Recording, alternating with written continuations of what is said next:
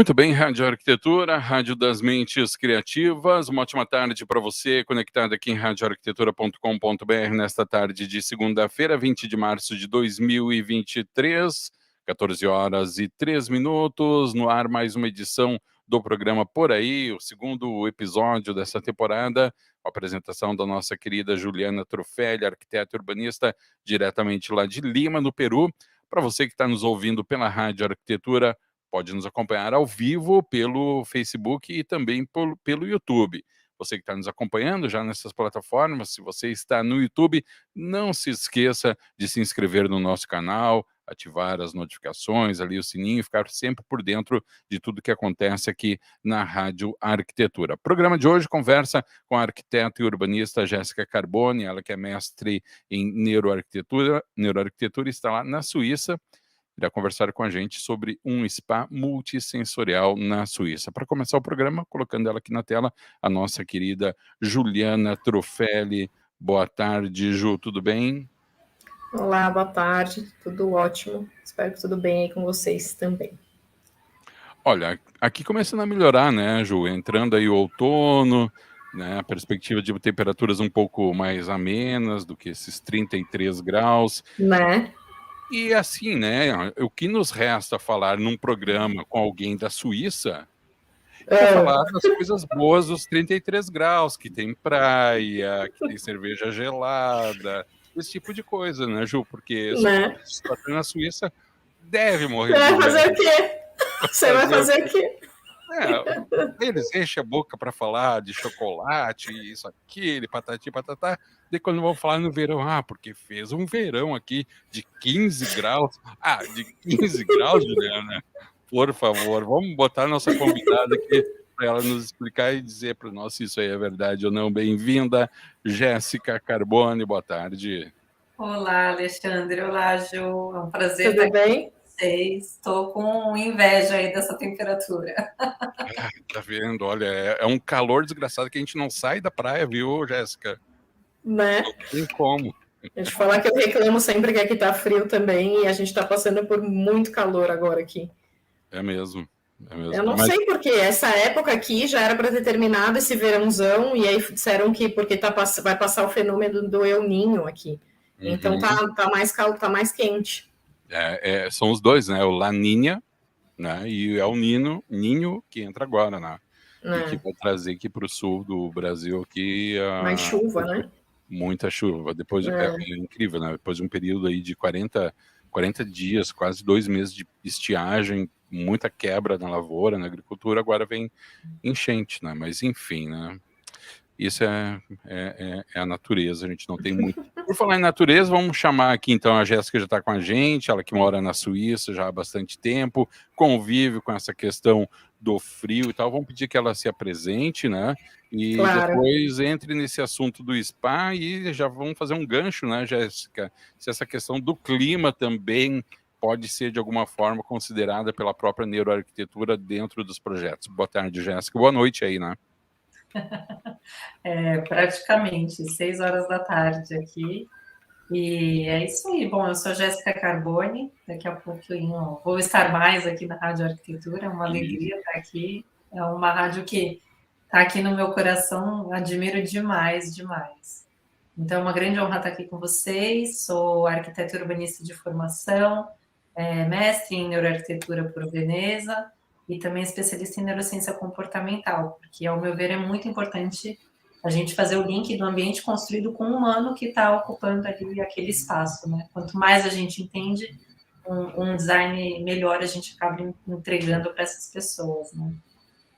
E aí isso tem tudo a ver com temperatura, com atmosfera, com tudo isso, né, Ju? Com certeza. Eu que fiz aí também, participei de um curso da Jéssica, posso falar que fiquei bem encantada com o tema. Nossa, muito bacana, Jé. A gente aqui, nossa ideia é mostrar para vocês, então, um exemplo em que foi aplicada, né, a neuroarquitetura e justamente lá onde a Jéssica mora.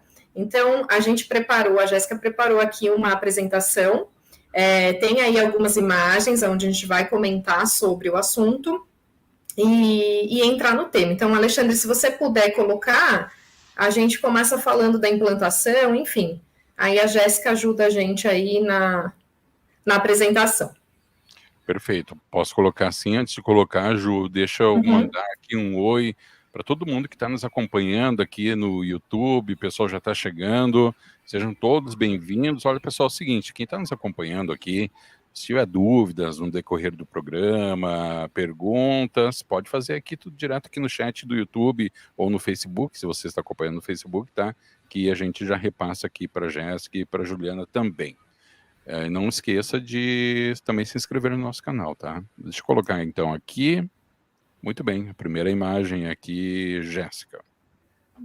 Vai ser uma delícia falar desse lugar em Vals, aqui na Suíça, no meio das colinas dos Alpes, fica num vale, né? Essa imersão aí. Mas eu também quero muito ouvindo a percepção de vocês, porque isso é muito individual. E nesse universo da neuroarquitetura, o que a gente traz muito o contexto cultural. Então, a vivência da pessoa afeta a percepção que ela vai ter sobre esse espaço. Não necessariamente o que a Ju acha, ou que o Ale aqui vai ter também de percepção, é que, de repente, os moradores ali do vilarejo pensam, ou alguém que vem dos Estados Unidos e vivencia, e por aí vai, né? Maravilha. Acho que pode passar, Ale. Jéssica, tu vai me dando sinal e quando puder passar, tá? Perfeito. Então, vamos para o próximo slide. Bom, o princípio aí que a gente consegue perceber pelo próprio arquiteto, que é o Peter Zumthor, ele traz a conexão com a natureza, porque o objetivo dele foi ter um spa como se fosse uma caverna, porque ele está realmente num vale. Então, o objetivo foi não diferenciar praticamente o que tem das rochas do ambiente construído. Então, ele usou, inclusive, as mesmas pedras que a gente tem ali na região dos Alpes. Vocês podem perceber até ali pelo topo da fotografia, quem está no vídeo acompanhando, com a tonalidade da pedra usada é a mesma, porque a ideia é essa conexão com a natureza. E ele vai focar muito em material, luz e água, né? Que é o que a gente acaba tendo mais em abundância aqui também ali na região. Eu vejo nessa foto, Jéssica, daí você me corrige se eu estiver tendo a percepção errada, mas assim, então a sensação que eu tenho é que ele sim usa os materiais, mas ele quebra com essa questão bem quadrada, né? Nada orgânica do projeto, né? Então, aí você vê que você está entrando numa construção, você está entrando numa coisa diferente do que tem no entorno, não sei. Ele quebra com linhas simples, porque vem da escola de Bauhaus, então esse lado mais duro, reto, simples da arquitetura, eles acabam valorizando bastante. Então, tem uma humanidade, mas tem essa dureza no traço, que nós, latinos, brasileiros, a gente acaba trazendo mais forma, né? Acho que pode passar.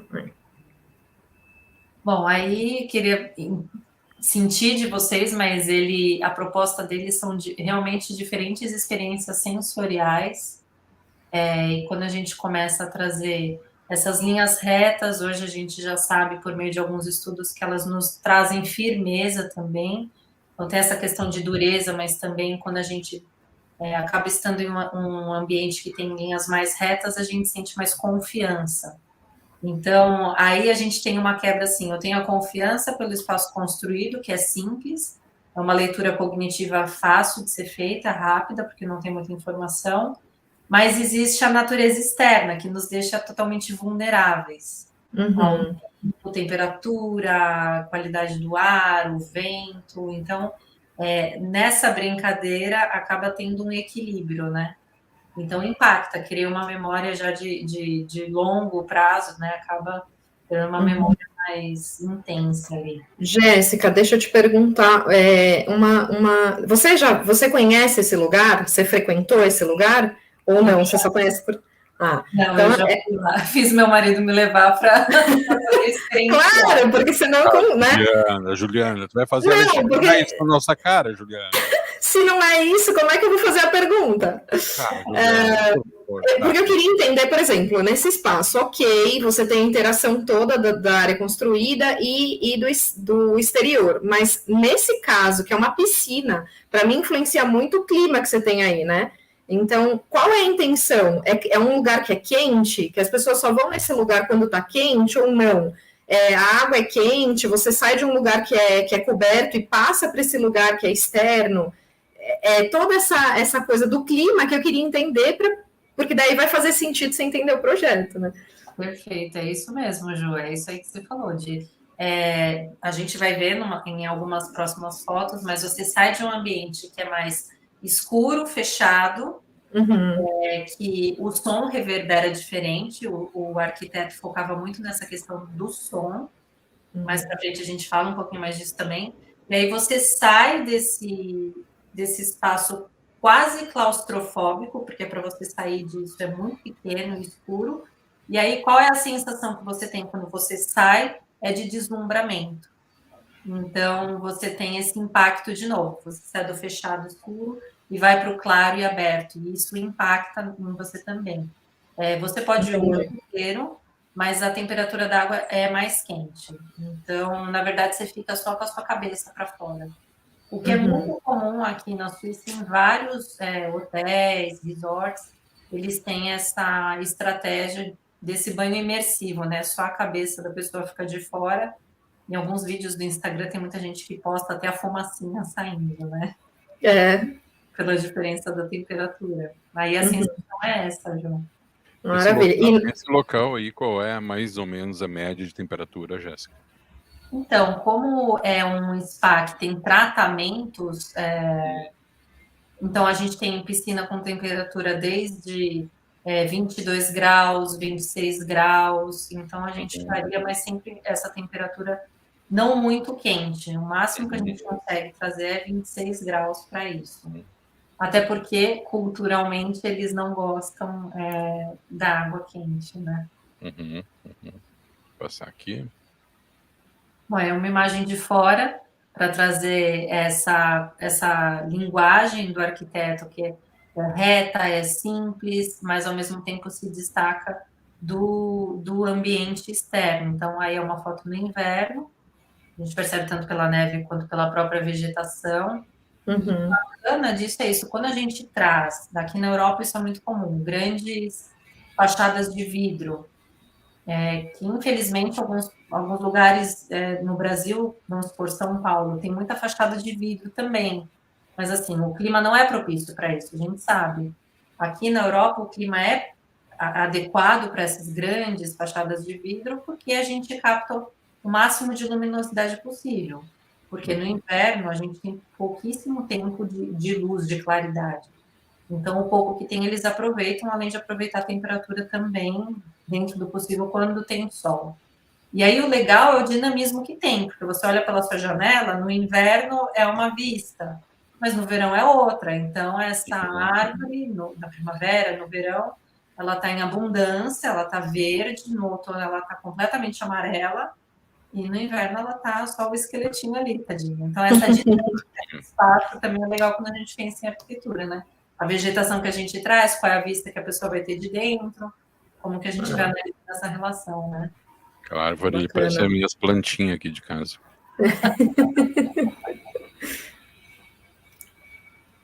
Bom, que e a aí... parte interna. Como? Que a parte interna, a entrada, não? Isso, quando você começa a entrar aí, tem essa proposta de caminho, vocês vão ver... A proposta de caminho, só te cortando, Jéssica, a proposta de caminho, a pessoa entra, ela está no nível superior ou ela entra aqui no nível inferior e sobe? Ela entra no nível interior e sobe. Tá. Então, a gente começa a ter essa ascensão da experiência, né? A pessoa começa a elevar, e aí entra uma parte mais filosófica do conceito, mas também faz parte, né, a fenomenologia do espaço, a gente começa a elevar essa pessoa, leva ela para o alto, para partir de uma outra experiência. Um dos pontos que para mim, particularmente, é controverso, é que eu sempre defendo o uso de um wayfinding, de uma você caminhar por esse espaço, você andar por esse espaço muito claro, com informações para você não ter o senso de se sentir perdido. Eu, particularmente, valorizo muito isso, e aí a gente vê que não existe, porque esse caminho é proposto através de iluminação. Então, eles mostram o caminho que a pessoa tem que seguir, fazer aquela experiência, por meio de fechos de luz. A gente vai poder ver mais isso, mas a ideia é essa: você tem que se guiar pela luz, pela curiosidade. Então, e a experiência?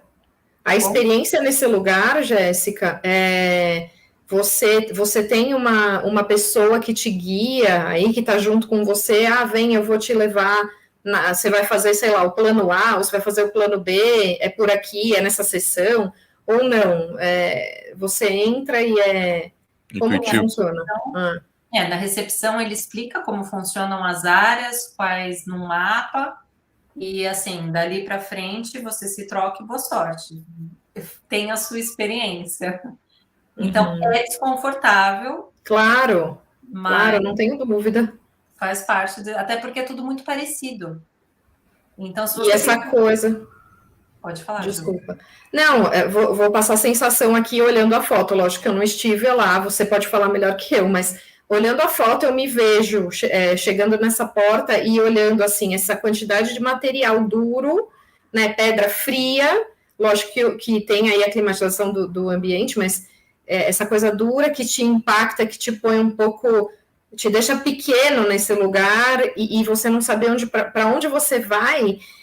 Eu não sei se eu gostaria de voltar, né? Você fica meio assim, você tá indo para um lugar que você quer relaxar, né? Não sei. Porque dentro de um espaço, você tem microespaços, microclimas, né? Lá no curso a gente brinca muito, fala de affordance, né? Qual que é o ambiente que vai te gerar algum comportamento. Hoje nós temos estudos que mostram quando a gente está num ambiente que não tem muita informação, uma fachada lisa de um prédio, e aí eu considero, não é uma fachada, mas cognitivamente eu poderia considerar uma fachada porque é um lugar amplo, liso, sem informação que você passa. Então a ideia é que você passe rápido por aí, porque realmente é um ambiente de entrada e saída. Então, não permaneça aí. Suba a escada e vai embora ter sua experiência. Circule. Faça isso. Aí eu estou mostrando para vocês só uma comparação daquilo que eu comentei antes sobre a época do ano muda a percepção. Então, é o mesmo lugar, só que na verdade a gente acaba tendo uma outra iluminação que já começa a lavar um pouco mais o lugar de luz, assim, né? Lavar nesse aspecto de você ser chamado para a luz, você vai ali ao encontro da luz, começa a ter mais essa sensorialidade apurada. Jéssica, e essa área em específico, que é onde a pessoa entra e ela circula para salas e tal, ela não tem incidência de luz natural? Tem por meio, tanto dependendo da posição que você está na planta, você tem da própria, como se fosse clarabóia, mas você tem artificial e você tem, sempre que possível, grandes vãos de janelas. Então, a gente vai poder ver mais para frente também isso daí. Tá. O que eu trouxe nessa comparação do Scred com a foto, de fato, é que o Peter, ele realmente pensou de uma forma proposital nessa iluminação. Então, essa sala é escura, a única fonte de luz ali vem da iluminação natural pela janela. Seja no inverno ou no verão, a gente sente ali, ele percebeu aonde o raio de luz iria refletir, porque o material é duro e é refletivo, a pedra ali, tudo que eles usaram, para iluminar, para poder criar o caminho para essa pessoa. Então, na verdade, não foi aleatório. Foi muito estruturado o uso desses materiais com o tamanho da abertura. Ele estudou muito isso, a questão de iluminação e som. Na verdade, é bem como a chamada do programa, uma experiência multissensorial, né? Não é só questão de estar num spa, mas sentir o ambiente também, o impacto desse jogo de luz e sombra que faz dentro da... Até me arrisco a dizer que talvez seja até uma experiência bastante imersiva em si mesmo, né? Porque o fato de tu chegar lá e ser tu por tu mesmo, ter que achar teu caminho e depois estar num ambiente onde há esse jogo aí de luz, né? Olha só. Mostrando que o wayfinding, foi o que eu comentei, o caminho que você segue, tem os pontos de luz, o fecho de luz, não tem informação de placas, de nada. É você com a luz no escuro, é bem isso que o Alexandre falou, uma experiência quase que de autodescoberta, né, ali dentro. Essa é uma pessoa que já depende muito da opinião dos outros, já fica meio perdida. Pra onde eu vou? E agora, o que eu tenho que fazer? Pra quem eu vou perguntar? Pra quem eu vou perguntar, né? Pode passar. Pode. Aí também, por que eu trouxe isso? Para falar da atmosfera, porque quando a gente começa a trazer o comportamento humano ligado à arquitetura, a gente pensa qual atmosfera a gente quer passar para aquela pessoa. Então, num dia mais nublado, será que a pessoa sente conforto em fazer essa experiência? Aí é personalidade, vai ter gente que vai amar, vai tentar, tem gente que vai olhar e parecer um filme de terror e vai odiar, mas a proposta foi feita, né? O impacto. A gente percebe que o objetivo não é simplesmente bem-estar, um spa, relaxar. Não é aquele óbvio, é sair do óbvio, assim. São experiências, sejam positivas ou negativas, ele queria impactar aquela pessoa. A pessoa nunca mais vai esquecer. Ela pode odiar ou amar, mas ela nunca mais vai esquecer que ela esteve ali. Então, o objetivo foi esse ali. E aí eu trouxe essa imagem porque eu acho que reflete a atmosfera, né? Exatamente. O fecho de luz, para mostrar mais ou menos como funciona, que são peças de pedra no teto, com esses fechos também estudados de forma que eles vão, de novo, lavando esse ambiente, a parede, guiando. É assim o detalhe da iluminação.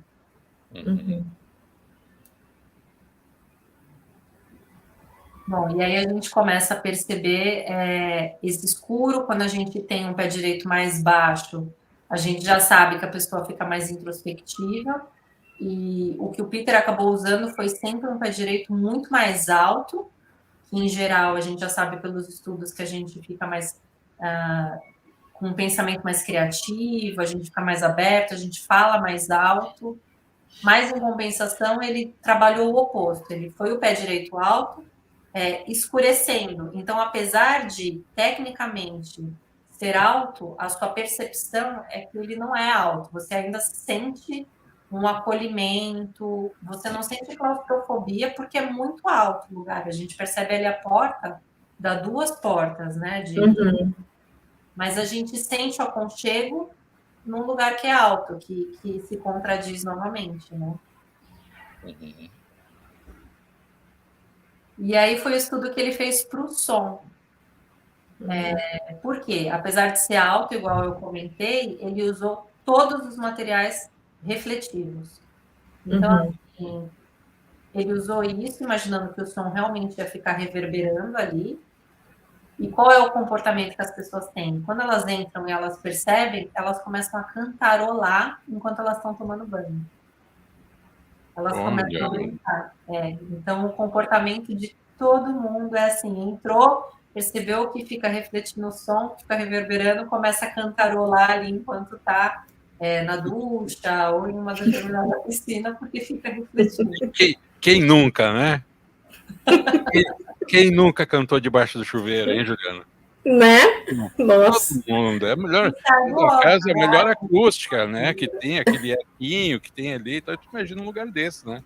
Cara, você sente no The Voice da sauna. The Voice.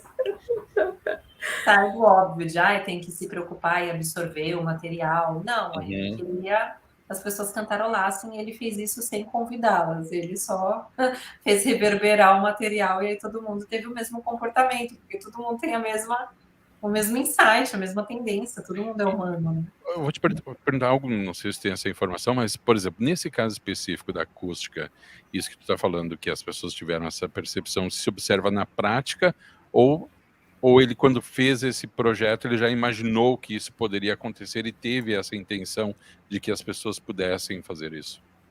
A ideia era a pessoa perceber que existia um eco, uma reverberação. O objetivo era esse, né? Fazer a pessoa perceber, brincar com o material como a gente percebe quando está dentro de uma caverna.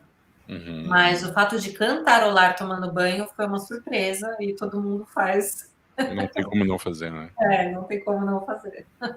No meu caso, tem que ter um autotune que regula também o tom da música, né? Porque desafinado, do jeito que eu sou, né? Só o eco não adianta. Fazer um programa lá, Alexandre. Aí é para mostrar de novo o mesmo ambiente, só que real, né? Ali era a imagem com o estudo do som e como que é o ambiente, né? A gente entra, percebe a umidade, a temperatura, o cheiro também, e aí a gente vai, enfim, cantarolando aí, seguindo. E essa experiência é toda individual, Jéssica? Depende. Tá. Tem áreas que são mais privativas, áreas que são acesso, que realmente é muito difícil a pessoa ficar parada ali, porque é essa sensação de sair. Uhum. E tem áreas que são pequenos grupos, e aí eles dão essas informações logo no início, né? Uhum. Eu trouxe essa imagem para vocês terem realmente noção do tamanho desse pé direito e dessa sensação de novo, sair do escuro e ir para o claro, né?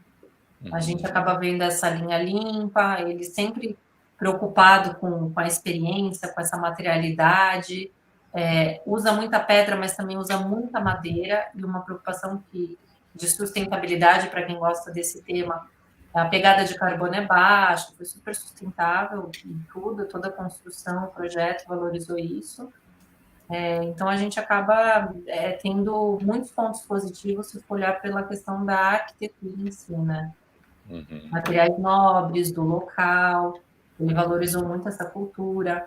Vals é uma região que todas as casas, elas são feitas em pedra, porque é um lugar que é completamente tombado, você não pode pegar e construir uma coisa de concreto, você tem que usar o material local, pedra e madeira. Então, todas as casas do vilarejo, é muito engraçado, a sensação a gente lembra do desenho dos Flintstones, sabe? Tudo pedra e madeira, é muito legal. E quanto tempo demora uma construção dessa, Jéssica? É o que a gente está acostumado no Brasil?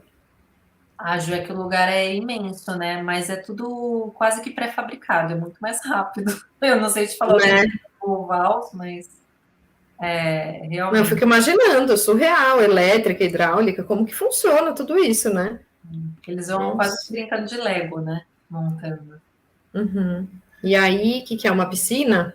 É a piscina para mostrar que, inclusive, os feixes de luz dentro da piscina também foram estudados. Então, o desenho que ele imaginou que seria feito refletindo na parede para realmente guiar essa pessoa para ela passar por esse corredor na piscina e ir embora, e a foto do real de como ficou, né? Porque muitas vezes a pessoa projeta uma piscina, projetei uma piscina, mas a gente consegue ter um olhar mais cuidadoso imaginando que essa pessoa vai passar mais rápido por aí, aonde ela vai ficar mais tempo depois emergindo, a gente consegue imaginar o comportamento que ela vai ter. E esse que essa que é a proposta aqui, né? Bacana. E aí é uma última imagem mostrando o porquê dessa valorização da perspectiva para fora. Primeiro foi o que eu comentei, que várias épocas do ano cada imagem vai ser diferente, né? É como se fosse um grande quadro, uma grande tela. Mas também quando a gente traz o próprio design biofílico. Então, você está num lugar que te dá refúgio, você tem um teto, você tem proteção, mas você tem essa perspectiva, você olha para fora e enxerga um universo. E isso está muito linkado à nossa natureza. Isso promove um bem-estar imenso para nós. Então, é um lugar geralmente muito agradável também por isso. A gente sabe, por exemplo, se for trazer para uma arquitetura mais simples, os restaurantes que têm essa estratégia de ter uma cobertura, de ter esse refúgio, mas uma vista ampla, são os restaurantes que as pessoas gastam mais porque eles ficam mais tempo. Então, é a mesma estratégia, só que ali a gente percebe, enfim, aplicada de uma outra forma, né?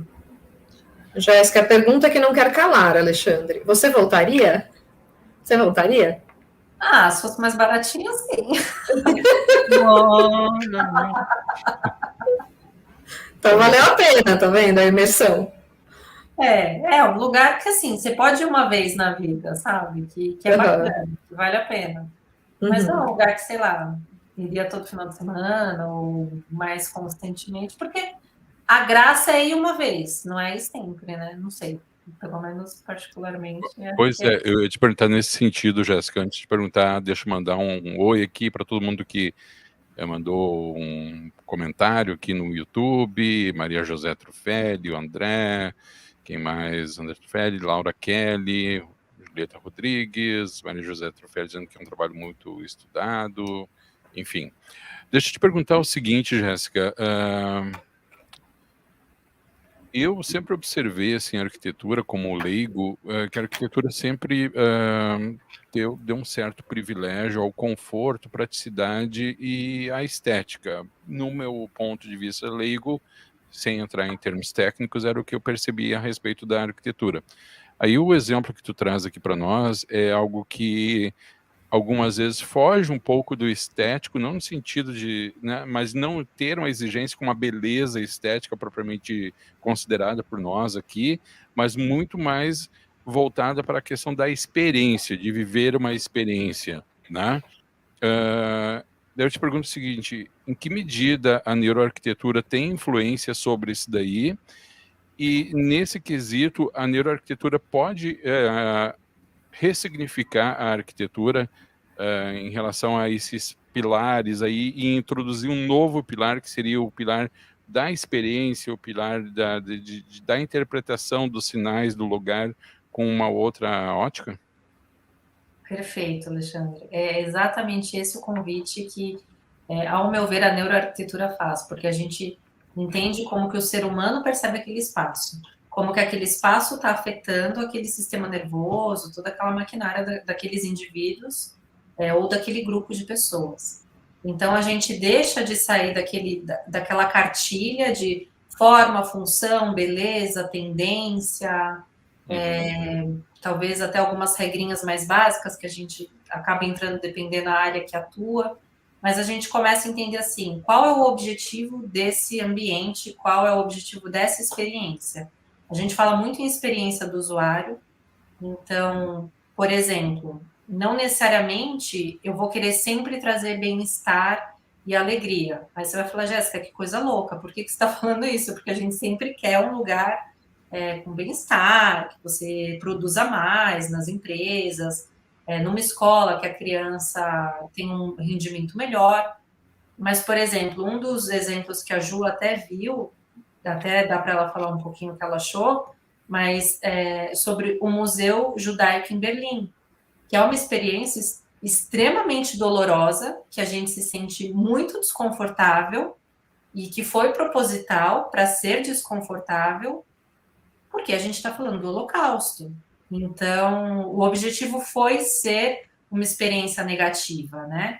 Porque aí a gente consegue trazer a consciência. E assim, Alexandre, o índice de pessoas que saem chorando, impactadas, e a gente pode perceber isso naquele livro de assinatura no final do museu, é imenso. Então, sim, a neuroarquitetura, ao meu ver, acaba ressignificando a questão do objetivo daquela construção, daquela arquitetura, né?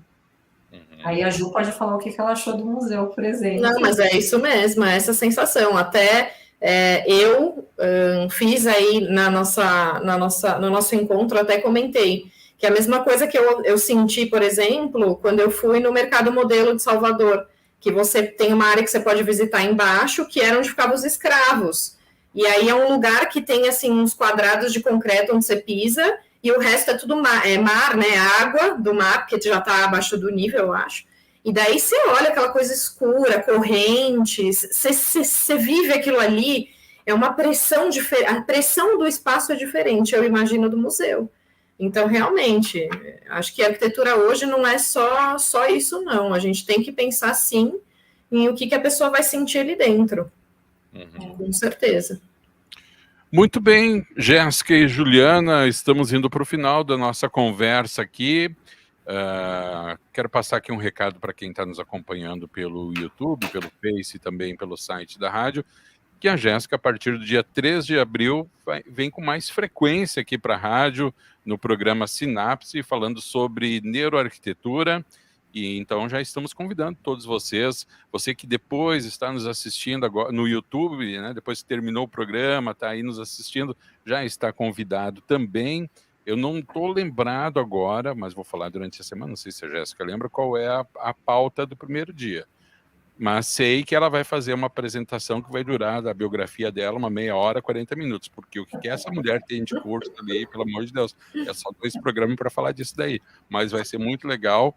Programa todas as segundas-feiras, às 10 horas da manhã aqui no Brasil, a Jéssica falando sobre neuroarquitetura no programa Sinapse, é isso, Jéssica? É isso aí, sinapse, e aí a gente vai falar o que é a sinapse, por que é importante e por que faz sentido para o arquiteto acompanhar esse programa aí. Muito bem, é essa a pauta, justamente. Justamente. Como isso tudo, como a neuroarquitetura pode transformar, eu vou usar esse termo, né? Transformar os seus projetos, né, em projetos onde eu percebo que o centro da atenção é o indivíduo e os seus sentimentos, né? Eu percebo dessa forma. Juju. Jéssica, queria te agradecer muito, queria te desejar sucesso e, enfim, dizer aí, em nome da rádio também, que você é muito bem-vinda para a gente, para nós arquitetos. Eu que agradeço. A Ju tem aí um grande peso nessa novidade aí, ela foi uma grande incentivadora para tentar abrir essa nova jornada aí, o Alexandre super atencioso também, quero muito agradecer vocês e contem comigo, vou dar aqui o meu melhor, obrigada aí para todo mundo que nos ouviu, quem vai ouvir depois, e seguimos à disposição ali no Instagram, né? No Instagram, que é o @arc.jessica.carbone. arc.jessica.carbone. Gurias, antes de encerrar, mandar um abraço aqui para os nossos patrocinadores masters da programação da Rádio Arquitetura, Plena Madeira Design, @Plena Madeira Design, Macrovision, @Macrovision_.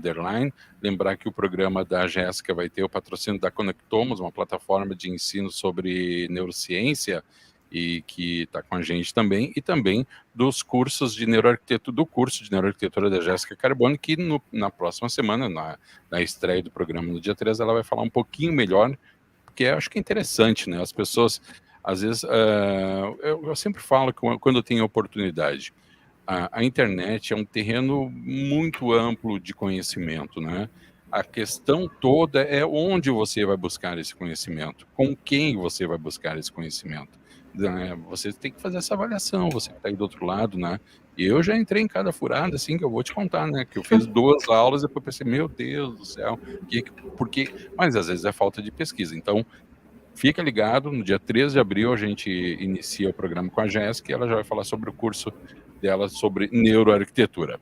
Juliana, Jéssica, um grande abraço, uma ótima semana para vocês. Jéssica, muitíssimo obrigado. Juju, querida, um grande abraço, obrigado também a todos que nos acompanharam até agora. Fiquem com a gente aqui na Rádio Arquitetura. Lembrando que esse programa já em seguida vai estar disponível lá nas nossas plataformas, no YouTube e no Facebook, e também em formato podcast no Spotify, TuneIn, e no Deezer e Castbox. Grande abraço, desconectando aqui a Jéssica, desconectando também a Juliana, e eu vou encerrando aqui a transmissão. Muito obrigado a você. Você segue com a nossa programação aqui na sua Rádio Arquitetura, a Rádio das Mentes Criativas.